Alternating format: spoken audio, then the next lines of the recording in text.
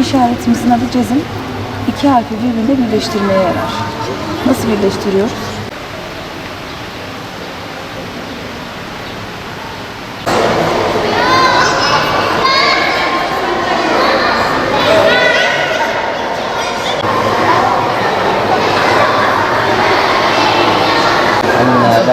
Çekmeyelim. Enneler.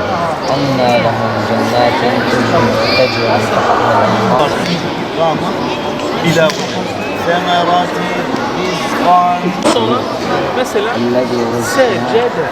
Bak 1, 2, 3 harf. S'yi burada bulacağız. Sonra hepsi aynı. Alttaki. Hepsi aynı. Aferin. Tamam.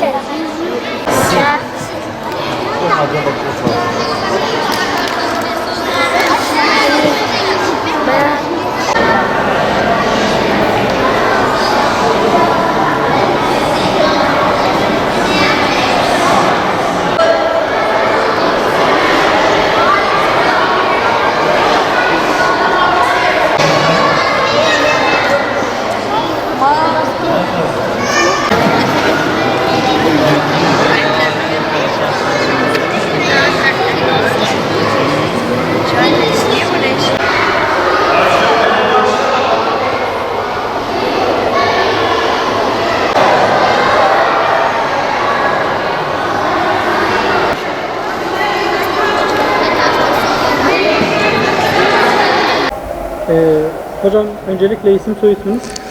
İsmim Abdullah Oktay. Gaziantep Ulu Camii İmam Hatibi olarak görev deruhte etmekteyim.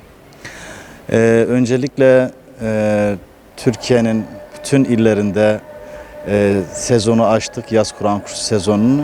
Bütün öğrencilerimize, öğretici hocalarımıza muvaffakiyetler, başarılar diliyorum. Öncelikle yaz Kur'an kurslarında görev alan bütün öğretici arkadaşlarıma, öğrencilerimize başarılar ve muvaffakiyetler diliyorum.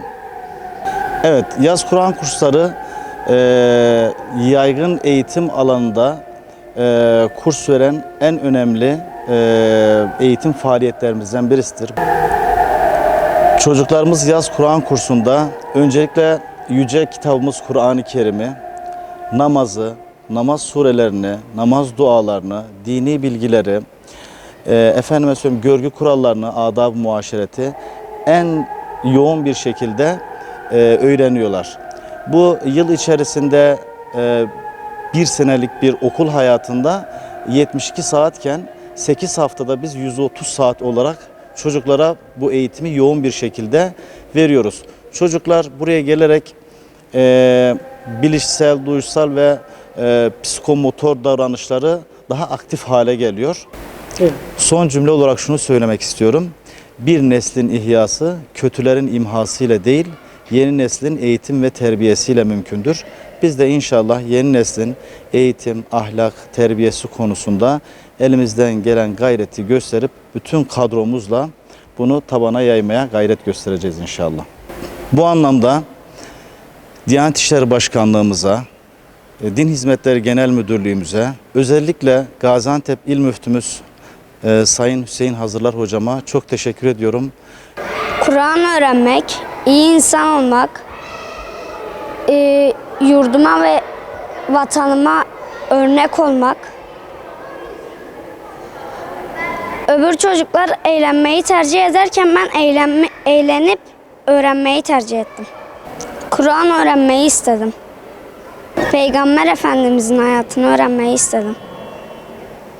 Öncelikle buraya gelme amacım kendime ve vatanıma faydalı bir insan olup insanlara Kur'an-ı Kerim'i öğretmeye çalıştım. Buradaki hocalarımız da sağ olsun bize derslerini veriyor. İlk önce harflerden başlatıyorlar. Harflerin telaffuzundan sonra Kur'an-ı Kerim, günde bir derste sonra telaffuzumuzu falan yapıyoruz. Peygamber Efendimizin hayatını işliyoruz.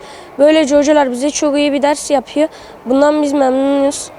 Bence Kur'an-ı Kerim her insanın öğrenmesi gerekiyor. Hem kendimizin temel dini olduğu için Kur'an-ı Kerim zaten öğrenmesi gereken bir kaynaktır. Camilere veya çocuklarınızı yazdıraraktan böyle eğitimlere hocalarımızdan faydalanabilirsiniz. Çünkü Allah'ın bize yaptığı bir görev, emir gibi emir. Biz bunu bize düşen görev biz bunu öğrenmemiz lazım. Ve sağ olsun hocalarımız da bize bunları öğretiyor.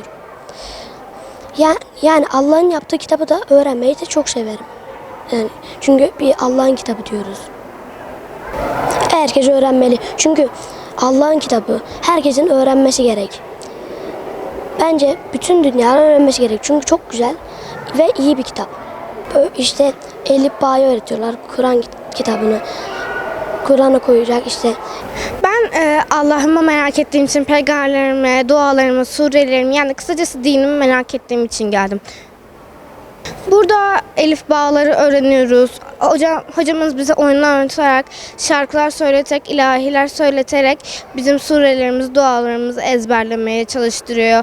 Ara sıra böyle ders bittikten sonra oraya bir temizlik yarışması diye bir oyunumuz var. Öyle bir oyun oynayıp günü kapatıyoruz. Mesela peygamber isimlerimizin çocuklarını sayarak daha iyi anlamamız için oyunlar oynuyoruz.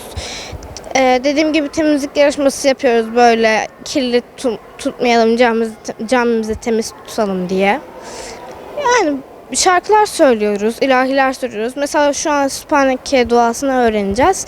Mesela hocamız onunla ilgili bize böyle oyun yani şarkılar ilahi söyletiyor. Öncelikle burada olduğum için çok mutluyum. Burada dini bilgiler öğreniyoruz. Peygamberlerimizin hayatları, hayatta birçok bilgi öğreniyoruz meleklerle alakalı, geçmişimizle alakalı. Evde boş boş akşama kadar oturup gezeceğimize buraya gelip birkaç dini bilgiler öğreniyoruz. Hem burada eğlenip öğreniyoruz, hem burada dini bilgilerin dışında arkadaşlıklar, dostluklar kuruyoruz. Burada eğleniyoruz. Hocalarımız bize Kur'an-ı Kerim'le alakalı birçok bilgi öğretiyor. Sureler, dualar. Yani kısacası buraya geldiğimiz için çok mutluyuz. Burada İyi ki Kur'an-ı Kerim kursu açılmış, iyi ki bize bu imkanlar sunulmuş. Kur'an'ı öğrenmeye geldim, dinimi öğrenmeye geldim. Çok merak etmiştim. Geçen sene de gelmiştim ama öğrenememiştim. Bu sene hayırlısıyla öğreneceğim. Hocalarımla aram epey iyi. Onları çok seviyorum. Bana çok iyi dersler veriyorlar. Oyun oynuyoruz.